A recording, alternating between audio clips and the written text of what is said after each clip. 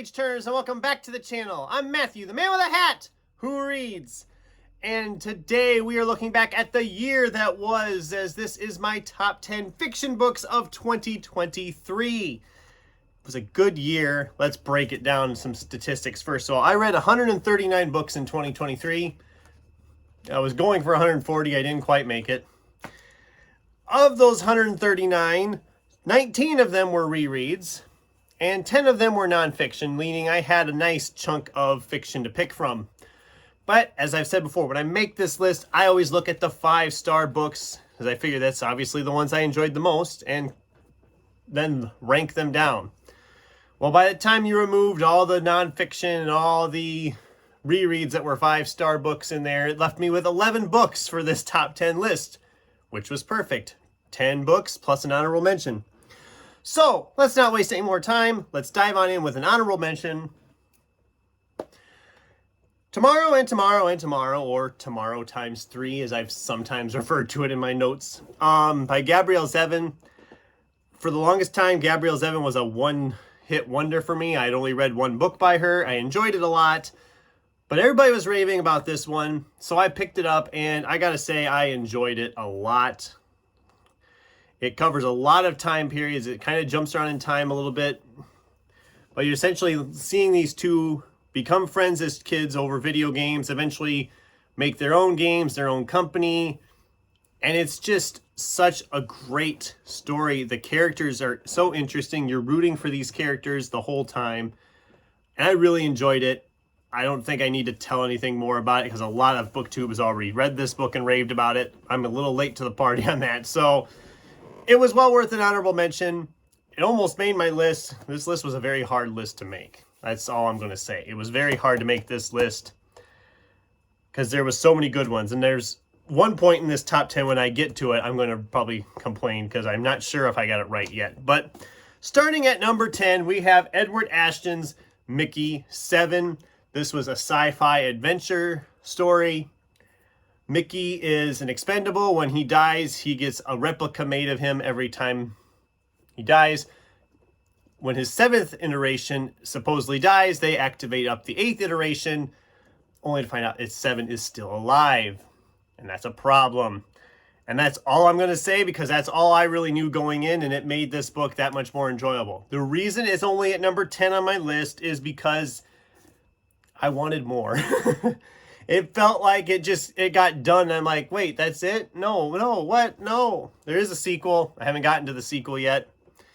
But I really enjoyed this book. It's being made into a movie coming out in March. Definitely check it out if you haven't already. At number 9 is Tim O'Brien's The Things They Carried. This is a Vietnam War novel. It is heartbreaking to read. It is so well written. It's just wonderfully, wonderfully written. That's like the biggest praise I can throw on this. It feels just, it just feels so smooth. Everything just feels so well written. It's very much a deconstruction of Vietnam. It's very much a deconstruction of like some PTSD issues. It's just fascinating to read. Definitely check this one out if you haven't already. At number 8, I read books 2 and 3 of this series this year. That's all there is at this point. And Scott Lynch's Red Seas Under Red Skies is my number 8 pick. It came very close for me to topping the first one. The first book, Lies of Locke Lamora, was on my list last year. It was so good. This one came very close to being considered better than that. I just really loved this one. Everything was just clicking for me in this book. The characters were great. The story was great. I just was really enjoying myself. Didn't love the third one as much. It was still good, but not as good as this one was. But I'm really hoping we get more in this series. I really want to go back with these characters. This was fantastic. I definitely recommend this series. Books 1 and 2 are the best ones I've read of the series so far. Book 3 was okay, but definitely worth checking out if you haven't. One of my favorite authors is Matt Haig, and I've been reading a lot of his recent stuff as it's come out, but he's had a lot of backlog of books that I haven't gotten to yet. And I've got to one of them this year. I had another one I haven't read yet. That'll be part of 2024's plans. But The Radleys by Matt Haig was, again, just... it's perfect Matt Haig, because he has just such a way of writing a concept that is such an interesting concept, but it's also told in such a fun, entertaining way. And the fact that he's telling the story about a vampire family who is essentially trying to be off blood, as it were, is just so well handled. The character development on that, the fact that these kids that they have always appeared sickly because they've never had any blood, and then they get blood and they just start really being harder to control because they're vampires and they're getting the taste of blood for the first time. And just, I really loved this because it felt more like, the premise is great, but it's more of a character-focused story. And that's what Matt Haig does best. Right up there with some of my other ones. The other ones I've read by him as a favorite. I really am enjoying this author so much. And I can't wait to dive into Possession of Mr. Cave, which I have sitting here to read in 2024.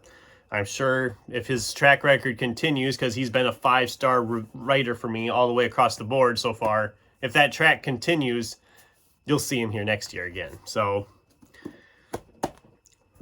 now's where we're getting into the hard ones, because all of these books at some point or another were in consideration for my top slot. But these next few, I was able to move away from there easier than the other ones. But at number 6 is Brandon Sanderson's Mistborn. Yes, the hype is real. This was a wonderful fantasy adventure.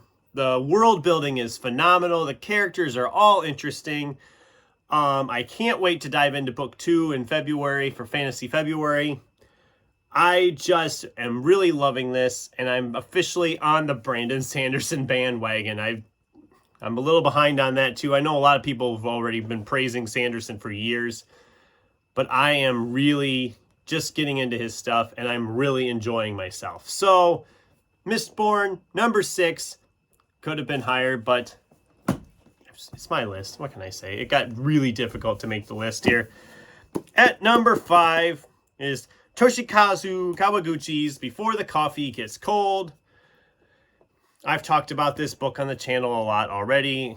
It's a little coffee shop in Japan. You go and you sit in a chair, you can travel back in time, but you have to travel to a point where the person you want to see actually enter the shop. You can't leave the shop, and you can't leave the chair, and you have to get back before the coffee gets cold. Loved the concept. This story was heartwarming and heartbreaking. I read the second book in the series already and loved it just as much, but because of my 1 book per writer rule in this top 10, I could not include both of them, but this was obviously the superior because it's the first one that did it. Definitely check this one out. I know people have been talking about, I think there's like 4 of them out now. I didn't buy them. I was at the bookstore the other day, and I could have got book 3 and I didn't do it, but I'll be back there again someday, I'm sure. So, at number 4, we have Larry Correia's Monster Hunter International. This book could have been a disaster for me, because sometimes you read a book that has a really fun premise and it just feels like it could fall flat on its face. This one did not do that. It's a thick boy.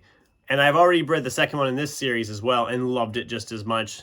Larry Correia is becoming an author I'm really enjoying, and this series is becoming an all-time favorite series for me after only 2 books. So unless it really goes downhill in the next couple books, we're looking at possibly one of my new favorite series of all time. I loved this. I don't know why they call it science fiction, because it is much more of a urban fantasy horror almost, I would call it, but whatever. They hunt monsters like werewolves, vampires, banshees, all that kind of fun stuff. And it's just action-packed. It's violent. They're just fun books. I'm really enjoying myself. Can't wait to dive into some more of the series in this new year. All right, here's where it got really hard, because this is my top 3. And at one point or another, all of these books were number 1. I had wrote out this list like 3 or 4 times. I wasn't sure which of these books was my favorite. And if I could just do it all as a tie, I would. But I'm still going to rank them. But consider the fact that all 3 of these could have been my number 1 at some point or another. And I loved all 3 of these and will never part with these books because I loved them so much. But let's dive in. Number 3, Travis Baldrey's Legends and Lattes. What can I say? Everybody read this book last year. Or if they haven't read it, it's on their to-read pile. It's just a cozy fantasy. Everything about this just screams a warm hug. It just really is so cozy. I loved this book much more than I expected to. I figured I would enjoy it. I didn't think I would love it. It has become a new favorite of me, and part of me wishes I could just crack it open and read it again right now, but I have so many other books currently planned to read this month. But this is one I will revisit someday, and I will probably love it just as much then as I did the first time. At number 2, Frank Herbert's Dune. I tried to read this book years and years ago, and I couldn't get into it, and I gave up. And I regret that so much because coming back to this and trying again, I absolutely adored this book. I think it helped having seen the movie that came out a few years ago. I think that really helped because then I'm like, okay, I can kind of see it better in my head visually because of that. And I loved it so much this time around. I just absolutely loved it. Again, more than I expected to love it. Just blew me away. The sci-fi writing, the world building, it feels so real as you're reading it. I can't praise this book enough. And at number 1, Michael Chabon's The Amazing Adventures of Kavalier and Clay. This, like I said, this was a hard list to make, and I did not expect to put this one at the top. But as I thought about it, I really had to because my expectations were just nowhere ready for something like this. Telling a story about these 2 guys working in comic books in the 1930s and 40s, was it? I can't remember exactly. Was it I think it was like the 1930s and 40s. I don't suppose you'll show me on the page I want, will you? No, you're not. Because you're going to work against me here, aren't you?